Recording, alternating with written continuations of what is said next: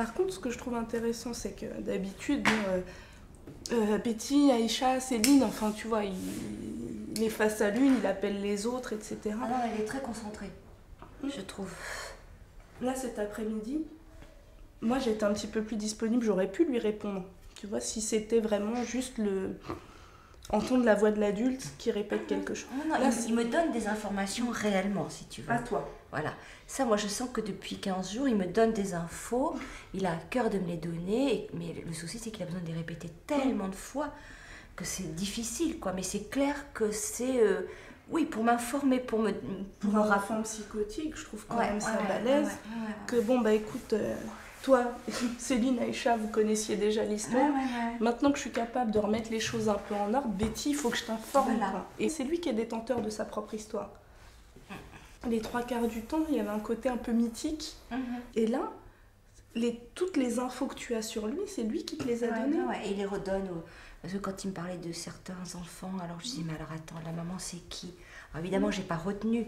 Mais il me dit, enfin, tu vois, il me donne des infos, il me raconte. Et c'est qui le père de machin, je sais pas. Parce qu'effectivement, il sait pas. Bon, entre les mariages, les remariages, les machins, les trucs, tu m'étonnes qu'il sache plus. Donc en fait, on s'est bien trouvé. Moi, je suis un peu distraite et je mémorise pas forcément très bien. Mais comme il a besoin de répéter, tu vas avoir l'occasion de... Voilà. Moi, je trouve ça très... Enfin, il va vraiment mieux, cet enfant. Tu penses qu'au début, quand il est arrivé, quand il entendait la sonnette du couloir, il s'arrêtait, mais c'est moi qui sonne. Aujourd'hui, tu vois que c'est un petit garçon quand même, tu vois, il y a des choses qui commencent à structurer, qui est un petit peu constitué.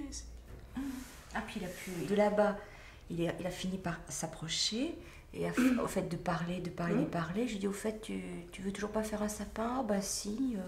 Et puis il a fini par le faire, quoi. Enfin, pris dans ce qu'il raconte, par ailleurs, il a pu le faire. Donc il y aura une moins grande opposition, une moins grande angoisse.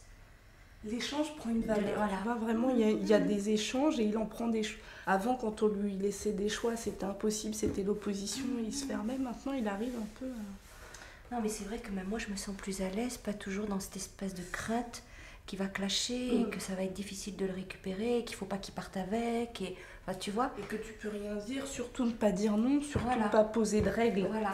Comme ça, en disant ben non, ça c'est interdit et tu t'y plies, parce que ça, pendant une période, ça le faisait sortir de ses gonds, quoi. Il n'y avait pas d'autre mot, ça le rendait fou.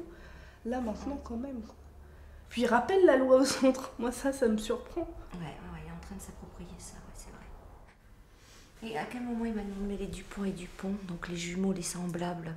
C'était avant l'ange, hein, c'est ça? C'était hier, c'était avant l'ange.